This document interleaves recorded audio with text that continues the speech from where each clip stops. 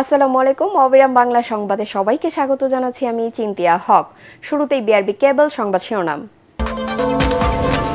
ইরানের স্মরণকালের ভয়াবহতম হামলা শুরু করেছে মার্কিন ও ইসরায়েলি বাহিনী, সমান শক্তিতে পাল্টা আঘাত তেহরানের।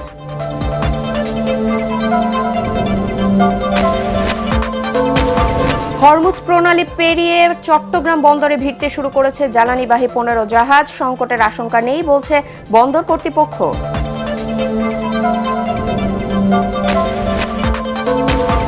ঝিনাইদহে ফিলিং স্টেশনে তেল নেয়াকে কেন্দ্র করে কর্মীদের সাথে বাকবিতণ্ডায় একজনের মৃত্যু, গ্রেফতার 3। বিক্ষুব্ধ জনতার বাসে আগুন, ভাঙচুর।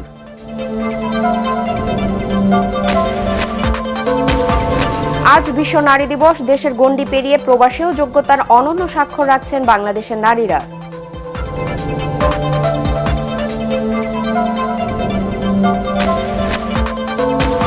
এবং ঈদকে সামনে রেখে মহাসড়কে ডাকাতি ঠেকাতে রাতে বিশেষ নিরাপত্তা দিচ্ছে সিরাজগঞ্জ পুলিশ, স্বস্তিতে যানবাহনের চালক ও যাত্রীরা।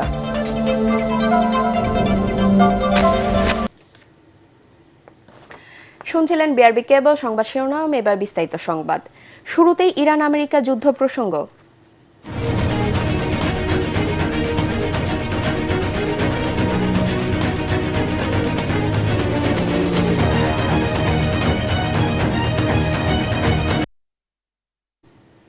ইরানের স্মরণকালের ভয়াবহ হামলা শুরু করেছে মার্কিন ও ইসরায়েলি বাহিনী। মধ্যরাত থেকেই প্রেসিডেন্ট ডোনাল্ড ট্রাম্পের সরাসরি নির্দেশে এবার তেহরানের প্রধান তেল শোধনাগার ও জ্বালানি ভান্ডারগুলোকে লক্ষ্য করে শুরু হয়েছে ভয়ঙ্কর বিমান হামলা। এদিকে এক ভিডিও বার্তায় ইসরায়েলের প্রধানমন্ত্রী বেনিয়ামিন নেতানিয়াহু বলেছেন, ইরানকে স্বৈরশাসক মুক্ত করতেই তাদের এই অভিযান। তবে অস্তিত্ব টিকিয়ে রাখার এই যুদ্ধে এক বিন্দুও ছাড় দিতে নারাজ ইরান। জাহিদুল আলমের রিপোর্টে বিস্তারিত। তেহরানের আকাশে লাল কালো আভা, এক সপ্তাহের ব্যবধানে ইরানকে কয়েক দশক পিছিয়ে দেওয়ার লক্ষ্য নিয়ে সর্বাত্মক যুদ্ধে নেমেছে ওয়াশিংটন ও তেল আবিব। রোববার চালানো হয় ইতিহাসের অন্যতম বড় কৌশলগত হামলা। আমেরিকা ইসরায়েল জোট জানায়, ইরানের নৌ, বিমান বাহিনী এবং ক্ষেপণাস্ত্র সক্ষমতা শুধুই থাকবে ইতিহাসের পাতায়। এবার রণকৌশল কেবল সামরিক স্থাপনায় সীমাবদ্ধ নেই। মধ্যরাত থেকে ইরানকে সামরিক ও অর্থনৈতিকভাবে ধসিয়ে দিতে দেশটির তেল শোধনাগার ও জ্বালানি ডিপোগুলোকে টার্গেট করে ইসরায়েলি যুদ্ধবিমান। ইসরায়েলের দাবি, এই জ্বালানি ব্যবহার করেই হিজবুল্লাহ সহ বিভিন্ন গোষ্ঠীকে মদদ দিত ইরান। তেহরান অভিযোগ করে, নতুন হামলায় পানি লবণমুক্ত করার স্থাপনায়ও হামলা চালিয়েছে যৌথ হামলাকারীরা। তেহরানের রাজপথে অ্যাম্বুলেন্সেও গোলা ফেলে দখলদার জোট। লেবাননেও হামলা অব্যাহত রেখেছে দখলদার বাহিনী।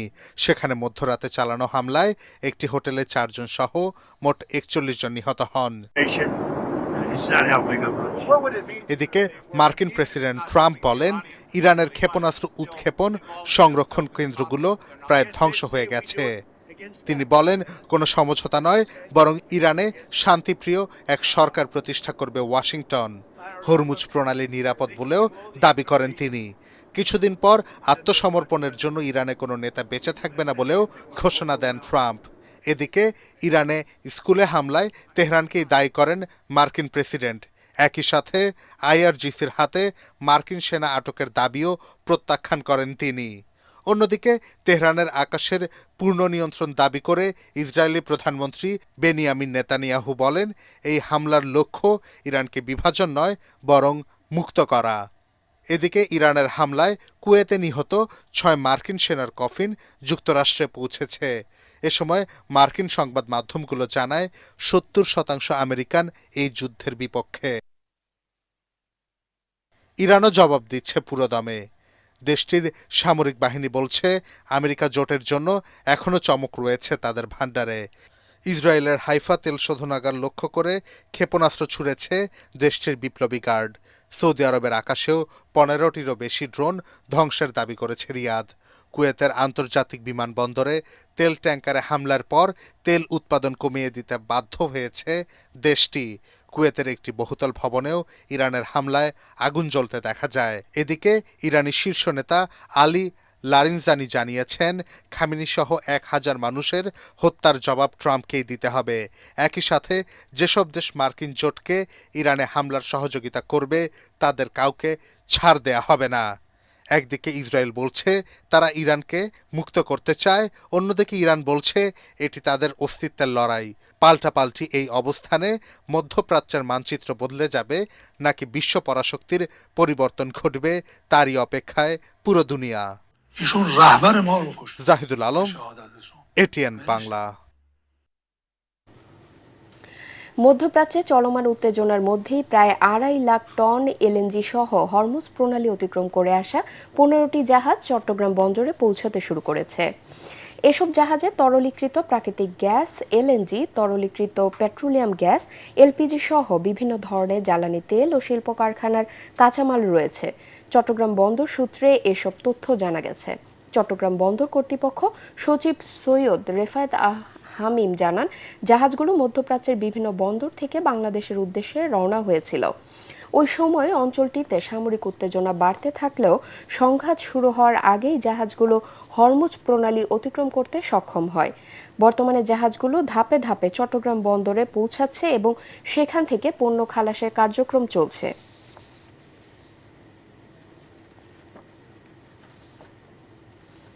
দেশে জ্বালানি তেলের যথেষ্ট মজুত রয়েছে। সংকট এড়াতে রেশনিং ব্যবস্থা নেওয়া হয়েছে বলে জানিয়েছেন বিদ্যুৎ ও জ্বালানি মন্ত্রী ইকবাল হাসান মাহমুদ টুকু। প্রধানমন্ত্রীর সাথে বৈঠক শেষে ব্রিফিংয়ে তিনি জানান, সোমবার বিদেশ থেকে জ্বালানি তেলবাহী 2টি জাহাজ দেশে পৌঁছবে। অবৈধ মজুদ ও অনিয়ম ঠেকাতে কাল থেকে মোবাইল কোর্ট পরিচালনার কথাও জানান মন্ত্রী। এদিকে ছুটির দিনেও রাজধানীর পেট্রোল পাম্পগুলোতে যানবাহনের উপচে পড়া ভিড় দেখা গেছে। রেশনিং পদ্ধতিতে তেল বিক্রিতে রাইড শেয়ার করে জীবিকা নির্বাহ করা মানুষেরা পড়েছেন বিপাকে। বিস্তারিত জানাচ্ছেন মুশফিকুর রহমান।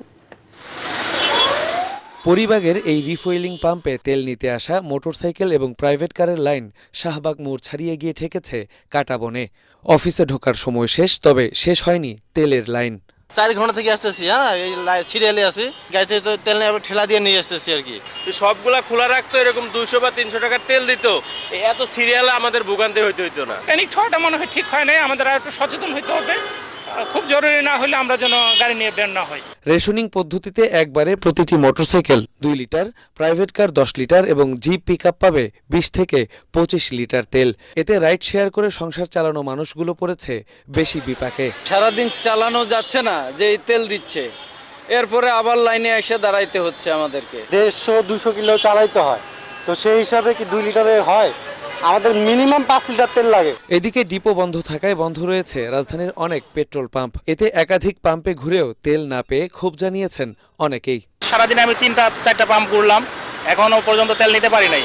আপনার 5 লিটার থাকলে আপনি 2 লিটার করে দিয়ে দেন, 1 লিটার থাকুক, কিন্তু সেটা করবে না। সবাই একযোগে পাম্পটা বন্ধ করে দিচ্ছে, যখন দাম বাড়বে তখন ছাড়বে। এমন পরিস্থিতিতে প্রধানমন্ত্রীর সাথে বৈঠক শেষে বিদ্যুৎ ও জ্বালানি মন্ত্রী বলেন, জ্বালানি তেল নিয়ে কোনো সংকট নেই, পরিস্থিতি মোকাবেলায় তৎপর রয়েছে সরকার। আমার মজুদ আছে, কিন্তু ওই যুদ্ধ কবে থামবে কেউ তো আমরা জানি না। তা আগে থেকে আমার ঘর ঠিক করতে হবে না, সঞ্চয়তে রাখতে হবে না? সেই জন্য আমরা এই সঞ্চয়টা করছি। আমাদের আরও 2টো ভ্যাসেল আসছে 9 তারিখে, সুতরাং আমাদের যে শর্টেজ পড়ার কোনো সুযোগ নাই। নিয়মিত ডিপো থেকে যথাসময়ে তেল সরবরাহ করার পাশাপাশি পেট্রোল পাম্পগুলোর নিরাপত্তা নিশ্চিতের দাবি জানান পাম্প মালিকরা। আমাকে সরকার তেল দিবে, আমি পাবলিকে তেল দেবো। সরকারি যদি তেল আমাকে আজকে না দেয়, তা আমি পাবলিকে কিভাবে বুঝাবো? আমাদেরকে পর্যাপ্ত নিরাপত্তা না দিলে আমরা তেল উঠাবোই না, পাম্প তালা মেরা সব চলে। অযথা প্রয়োজনের অতিরিক্ত জ্বালানি মজুত করে সংকট দেখা দেওয়ার আগেই সংকট তৈরি না করার আহ্বান জানান সংশ্লিষ্টরা। মুশফিকুর রহমান, এটিএন বাংলা, ঢাকা। এদিকে নোয়াখালীর চাটখিল উপজেলা প্রয়োজনীয় কাগজপত্র না রাখা এবং জ্বালানি তেলের কৃত্রিম সংকট সৃষ্টির অভিযোগে 2টি ফিলিং স্টেশনকে জরিমানা করেছে ভ্রাম্যমাণ আদালত। শনিবার চাটখিল পৌর বাজার এলাকার তারাজ ফিলিং স্টেশন ও আনিতাস ফিলিং স্টেশনে ম্যাজিস্ট্রেট নিশাত ফারাবির নেতৃত্বে এ অভিযান পরিচালিত হয়। জ্বালানি তেলের কৃত্রিম সংকট সৃষ্টির অভিযোগে তারাজ ফিলিং স্টেশনকে 5,000 টাকা এবং আনিতাস ফিলিং স্টেশনকে 10,000 টাকা জরিমানা করা হয়। চাটখিলের ইউএনও মিজানুর রহমান বলেন, জনস্বার্থে এ ধরনের অভিযান অব্যাহত থাকবে। ঝিনাইদহে পেট্রোল পাম্পে তেল নেয়াকে কেন্দ্র করে সংঘর্ষে নীরব হোসেন নামে এক যুবক নিহত হয়েছেন। শনিবার সন্ধ্যায় শহরের কেন্দ্রীয় বাস টার্মিনাল এলাকার তাজ ফিলিং স্টেশনে এ ঘটনা ঘটে। পুলিশ ও স্থানীয়রা জানায়, নীরব হোসেন বোতলে তেল নিতে পাম্পে গেলে কর্মচারীরা তা দিতে অস্বীকৃতি জানায়। পরে তিনি পাশের একটি পাম্পে যান। ফেরার পথে তাজ ফিলিং স্টেশনে অন্য একজনকে বোতলে তেল দিতে দেখে প্রতিবাদ করলে পাম্প কর্মচারীদের সঙ্গে তার বাকবিতণ্ডা হয়। এক পর্যায়ে কর্মচারীরা লাঠি দিয়ে তাকে মারধর করলে তিনি গুরুতর আহত হন। পরে ঝিনাইদহ সদর হাসপাতালে নেওয়া হলে চিকিৎসক তাকে মৃত ঘোষণা করেন। নিহত নীরব বৈষম্য বিরোধী ছাত্র আন্দোলনের একজন সক্রিয় সদস্য ছিলেন বলে জানা গেছে।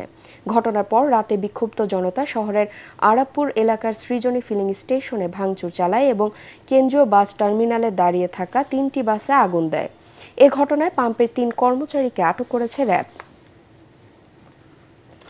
রাজশাহীর মোহনপুর উপজেলার সাকুয়া গ্রামে ঈদগাহ মাঠে ঈদের নামাজ পড়ানোর ইমাম নিয়োগকে কেন্দ্র করে স্থানীয় জামায়াত ও বিএনপির দুই পক্ষের মধ্যে সংঘর্ষে আলাউদ্দিন নামে এক জামায়াত কর্মী নিহত হয়েছেন। শনিবার রাত 8টার দিকে সাকুয়া ঈদগাহ বড় মসজিদে তারাবির নামাজের আগে ইমাম নিয়োগ নিয়ে বৈঠকের সময় দুই পক্ষ নিজেদের পছন্দের প্রার্থীকে ইমাম করার দাবি তুললে উত্তেজনা সৃষ্টি হয়। এক পর্যায়ে হাতাহাতি থেকে সংঘর্ষের রূপ নেয়। এতে কয়েকজন আহত হন এবং গুরুতর আহত আলাউদ্দিনকে হাসপাতালে নেওয়া হলে চিকিৎসক তাকে মৃত ঘোষণা করেন। ঘটনার পর বিক্ষুব্ধ জামায়াত নেতাকর্মীরা রাজশাহী নওগাঁ মহাসড়ক অবরোধ করে আগুন জ্বালান এবং একটি মোটরসাইকেলে আগুন দেন। পরিস্থিতি নিয়ন্ত্রণে এলাকায় অতিরিক্ত পুলিশ মোতায়েন করা হয়েছে। আজ 8 মার্চ আন্তর্জাতিক নারী দিবস। বাংলাদেশ সহ বিশ্বজুড়ে নানা কর্মসূচির মধ্য দিয়ে দিবসটি উদযাপিত হচ্ছে। নারীর অধিকার, মর্যাদা, সমতা ও ক্ষমতায়নের বার্তা ছড়িয়ে দিতে বিভিন্ন স্থানে র্যালি, আলোচনা সভা, সেমিনার ও সাংস্কৃতিক অনুষ্ঠানের আয়োজন করা হয়েছে। আজকের পদক্ষেপ আগামী ন্যায় বিচার সুরক্ষিত হোক, নারী ও কন্যার অধিকার প্রতিপাদ্যকে সামনে রেখে এবছর সরকারি ও বেসরকারি বিভিন্ন সংস্থা কর্মসূচি পালন করছে। এর মধ্যে রয়েছে মহিলা ও শিশু বিষয়ক মন্ত্রণালয়ের উদ্যোগে অদম্য নারী পুরস্কার, যেখানে বিভিন্ন ক্ষেত্রে বিশেষে অবদান রাখা নারীদের সম্মাননা জানা হবে। দিবসটি উপলক্ষে রাষ্ট্রপতি মোহাম্মদ শাহাবুদ্দিন ও প্রধানমন্ত্রী তারেক রহমান পৃথক বাণীতে দেশের ও বিশ্বের সকল নারীকে শুভেচ্ছা ও অভিনন্দন জানিয়ে নারী পুরুষ সমতা প্রতিষ্ঠা এবং নারী নিরাপদ ও মর্যাদাপূর্ণ জীবন নিশ্চিত করার আহ্বান জানান। শুধু দেশে নয়, প্রবাসে অনন্য যোগ্যতার স্বাক্ষর রাখছেন বাংলাদেশের নারীরা। বিভিন্ন পেশায় যুক্ত হয়ে হচ্ছেন স্বাবলম্বী, তুলে ধরছেন বাংলাদেশের ঐতিহ্য সংস্কৃতি। ফ্রান্সের রাজধানী প্যারিসের এমন কয়েকজন সফল নারীর গল্প তুলে ধরেছেন রাবেয়া আক্তার সুবর্ণা।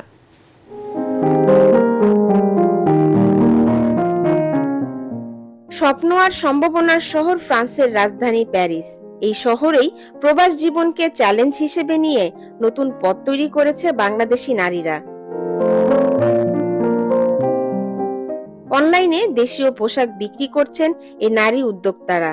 শাড়ি, 3 পিস ও ঐতিহ্যবাহী পোশাক পৌঁছে দিচ্ছেন বিদেশি সহ প্রবাসী বাংলাদেশিদের কাছে। প্রবাসে থেকেও এভাবেই ধরে রাখছেন দেশের সংস্কৃতি ও ঐতিহ্য। এখানে অনেক সুন্দর সুন্দর, অনেক ভালো ভালো কোয়ালিটির ড্রেস আছে, ব্যাগ আছে, অনেক আমি তো অবাক হয়ে গেছি যে আপা এতগুলি কানেকশন কিভাবে ম্যানেজ করলো। আমি মনে করি প্রত্যেকটা নারীরই যার যার স্থান থেকে তার যার যে প্রতিভা আছে সেটা নিয়ে এগিয়ে আসা উচিত। আমি চাই আমার বোনরা সবাই একসাথে এগিয়ে আসুক এবং যতক্ষণ মনে জোর আসবে না, এটা কেউ দিয়ে দিলেও হাতে গুড়ি দিয়ে দিলেও পারবে না। ঘরের তৈরি দেশীয় নানান বাহারি খাবার ও কেক বানিয়ে অনলাইনে বিক্রি করছেন নারী উদ্যোক্তা জাহিদা আক্তার। নিজের দক্ষতাকে কাজে লাগিয়ে তৈরি করেছেন আয়ের নতুন পথ। নারীরা আসলে চেষ্টা করলে ঘরে থেকে অনেক কিছু করতে পারে। আমি সেই চেষ্টাই করছি। এটা আমার যেমন ফাইন্যান্সিয়াল একটা সাপোর্ট দেয়, তেমনি আমাদের এখানে যারা আছে দীর্ঘদিন দেশে যেতে পারে না, তারা তাদের পছন্দের খাবারগুলো, ট্রেডিশনাল খাবারগুলো খেতে পারছে, সেটাই আমার মেইন প্রচেষ্টা। অন্যদিকে ফরাসি ভাষা না জানায় পিছিয়ে পড়া বাংলাদেশি নারীদের ভাষা শেখাতে ব্যতিক্রমী উদ্যোগ নিয়েছে তাসনিম ইসলাম। আমাদের অধিকার আসলে আমাদের নিজেদেরকে নিশ্চিত করতে হবে অনলাইন প্ল্যাটফর্মের মাধ্যমে এবং সরাসরি আমাদের বোনদেরকে ভাষা শিখিয়ে এগিয়ে নিয়ে যাওয়ার জন্য। প্রবাসী নারীদের এসব সাফল্য যেন বাংলাদেশের সাফল্য, যা দেখে অনুপ্রাণিত হচ্ছে অনেক নারী। প্যারিসে বসবাসরত এই বাংলাদেশি নারীরা দেখিয়ে দিচ্ছেন প্রবাস জীবন শুধু সংগ্রামের নয়, সম্ভাবনারও। অনলাইন পেজের মাধ্যমে পোশাক ব্যবসা, রান্না, কেক তৈরি এবং ফরাসি ভাষা শিক্ষা দিয়ে তারা যেমন অর্জন করছে অর্থনৈতিক স্বাধীনতা, তেমনি তুলে ধরেছেন বাংলাদেশের সাংস্কৃতিক ও নারীর সক্ষমতা।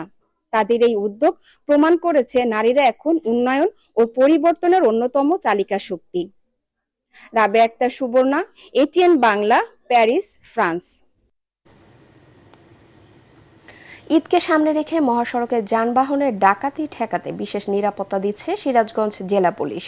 এতে যানবাহনের চালক ও পণ্য মালিকদের মধ্যে বিরাজ করছে স্বস্তি। তবে শুধুমাত্র ঈদের আগে নয়, সারা বছরই মহাসড়কে পুলিশের তৎপরতা বৃদ্ধির দাবি এলাকাবাসীর। সিরাজগঞ্জ প্রতিনিধি ফেরদৌস হাসানের রিপোর্ট, জানাচ্ছেন মাসুদ রানা। উত্তরবঙ্গের প্রবেশদ্বার যমুনা সেতুর পশ্চিম সংযোগ সড়ক দিয়ে প্রতিদিন প্রায় 50,000 যানবাহন চলাচল করে। ঈদকে ঘিরে এর সংখ্যা বেড়ে যায় কয়েক গুণ। যমুনা সেতুর পশ্চিম গোল চত্বর থেকে হাটিকুমরোল পর্যন্ত মহাসড়কের দুপাশে অনেকটাই বিরান ভূমি হওয়ায় এ সময় যানবাহনে বাড়ে ডাকাতি। ঈদকে সামনে রেখে ডাকাতি রোধে যানবাহনগুলোকে রাত 9টা থেকে ভোর 5টা পর্যন্ত বিশেষ নিরাপত্তা ব্যবস্থা নিয়েছে সিরাজগঞ্জ জেলা পুলিশ। এতে স্বস্তি বিরাজ করছে যানবাহনের চালক, মালিক ও এলাকাবাসীর মধ্যে। রাস্তাঘাটে গাড়ি হাইজাক হতো, একটা তেলের গাড়ি, চিনির গাড়ি হাইজাক হলে ওই ব্যবসাটা পঙ্গু হয়ে যায়। যেভাবে আমাদের স্কোয়াডের ভাবে সারারা নিয়ে যাচ্ছে আর যে সুবিধা দিচ্ছে, আমাদের আশা করি যে পরে আর আমাদের সমস্যা হবে না। রাস্তাঘাটে খুব সুস্থ হলে যাওয়া আশা করতেছি, আমাদের কোনো সমস্যা হইতেছে না। যমুনা সেতু পশ্চিম থানার ওসি জানান, বিশেষ এই নিরাপত্তার কারণে দুষ্কৃতিকারীদের তৎপরতা কমবে। 3টা টিম আমরা প্রতিদিন রাত 9টা থেকে ভোর 5টা পর্যন্ত এই গাড়িগুলা সিরাজগঞ্জ সীমানা পৌঁছে দিচ্ছি। আমরা আশা করি যে মহাসড়কে আর কোনো অপ্রীতিকর ঘটনা ঘটবে না। মহাসড়কে পুলিশের নিরাপত্তার পাশাপাশি অপরাধীদের গ্রেপ্তার তৎপর হওয়ার তাগিদ নাগরিক সমাজের প্রতিনিধিদের। পুলিশের কাছে ডাকাতের লিস্ট নাই, এটাকে বিশ্বাস করবো না। আর পুলিশ পারে না এমন কোনো কাজ বাংলাদেশে নেই। সুতরাং পুলিশ যদি সদিচ্ছার বহিঃপ্রকাশ ঘটায়, চিহ্নিত ডাকাতদের যদি ধরে জেলে পুরে দেয়, তাহলে নিশ্চিতভাবে এটা স্থায়ী সমাধান হবে। ঈদ যাত্রা আনন্দময় করতে জেলা পুলিশের এই উদ্যোগকে স্বাগত জানিয়েছেন যানবাহন সংশ্লিষ্টরা। Bureau report, ATN Bangla. রাজধানী মোহাম্মদপুরে বিশেষ অভিযান চালিয়ে মাদকসহ বিভিন্ন অপরাধে জড়িত 22 জনকে আটক করেছে পুলিশ। রাতে মোহাম্মদপুর রায়বাজার এলাকায় অভিযান শেষে এই তথ্য জানান পুলিশের এডিসি জুয়েল রানা। তিনি বলেন, গ্রেফতারকৃতদের মধ্যে পেশাদার মাদক কারবারি ছাড়াও ছিনতাইকারী, পরোয়ানাভুক্ত আসামি সহ বিভিন্ন অপরাধে জড়িত অপরাধী রয়েছে। অপরাধ নিয়ন্ত্রণে এমন অভিযান অব্যাহত থাকবে বলেও জানায় পুলিশ।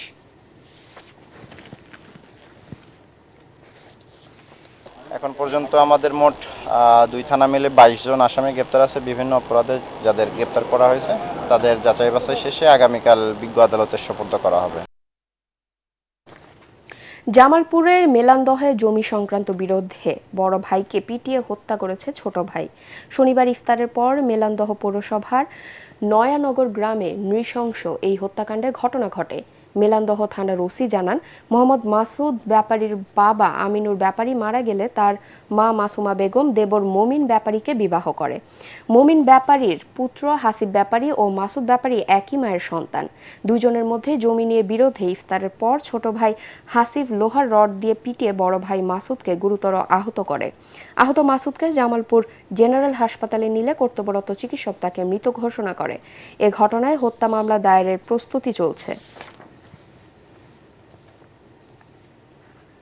যশোর 2 আসনের নির্বাচনী সহিংসতায় ক্ষতিগ্রস্ত পরিবারগুলোর সাথে দেখা করেছেন সংসদ সদস্য ডাক্তার মোসলেউদ্দিন ফরিদ। এ সময় তিনি নেতাকর্মীদের সঙ্গে নিয়ে ঝিকরগাছা ও চৌগাছা উপজেলার বিভিন্ন গ্রাম ঘুরে ক্ষতিগ্রস্ত মানুষের ঘরবাড়ি পরিদর্শন করেন এবং ভুক্তভোগীদের সঙ্গে কথা বলেন। 150টি ক্ষতিগ্রস্ত পরিবারের মাঝে খাদ্য সামগ্রী বিতরণ করেন। মোসলেউদ্দিন ফরিদ বলেন, ভোট দেয়া নাগরিকের গণতান্ত্রিক অধিকার এবং ভোটের কারণে কারো ওপর হামলা কোনোভাবেই গ্রহণযোগ্য নয়। একই সাথে দ্রুত অপরাধীদের আইনের আওতায় এনে সাধারণ মানুষের নিরাপত্তা নিশ্চিত করতে প্রশাসনের প্রতি আহ্বান জানান। এর আগে গত 12 ফেব্রুয়ারি নির্বাচনকে কেন্দ্র করে ঝিকরগাছায় অন্তত 100 এবং চৌগাছায় 50টি পরিবার হামলা ও ক্ষয়ক্ষতির শিকার হয়। এবার আন্তর্জাতিক সংবাদ।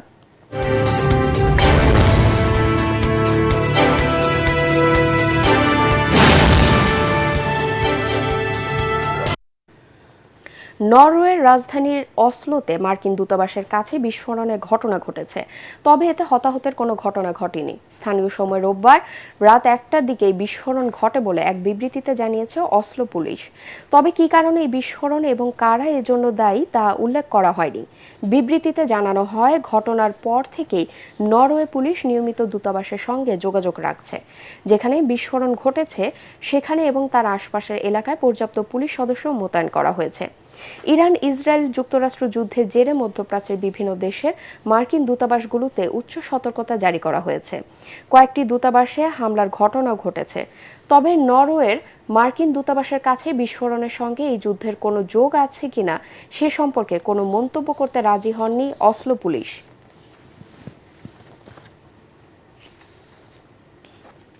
এবার খেলার খবর।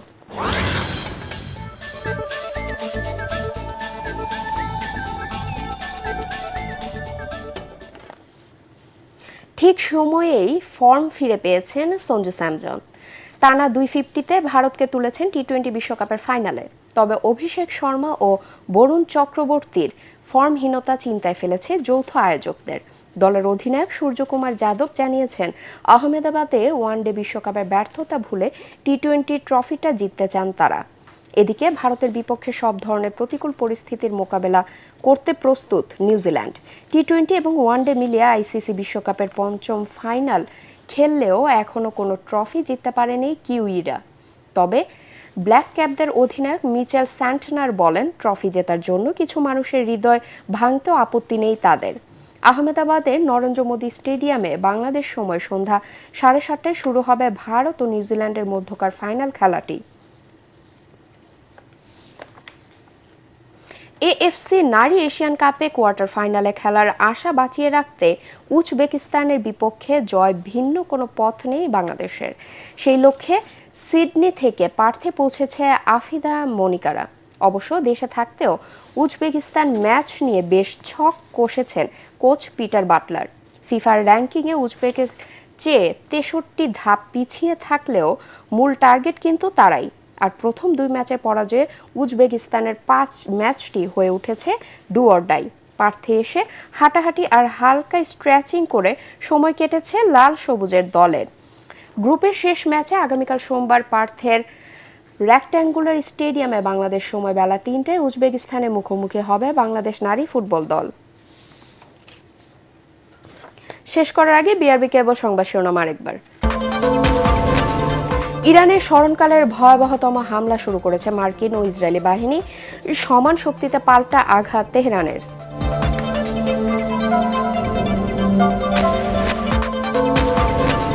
হরমুজ প্রণালী পেরিয়ে চট্টগ্রাম বন্দরে ভিড়তে শুরু করেছে জ্বালানিবাহী 15 জাহাজ। সংকটের আশঙ্কা নেই বলছে বন্দর কর্তৃপক্ষ।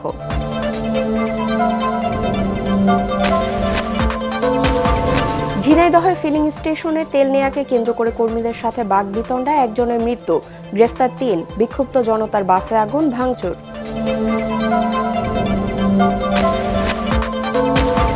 আজ বিশ্ব নারী দিবস। দেশের গণ্ডি পেরিয়ে প্রবাসেও যোগ্যতার অনন্য স্বাক্ষর রাখছেন বাংলাদেশের নারীরা।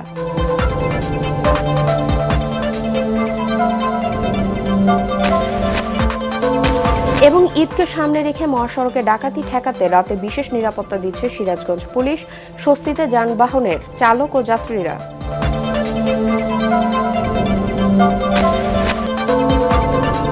পরবর্তী সংবাদ দেখার আমন্ত্রণ জানিয়ে এখনকার মতো শেষ করছি।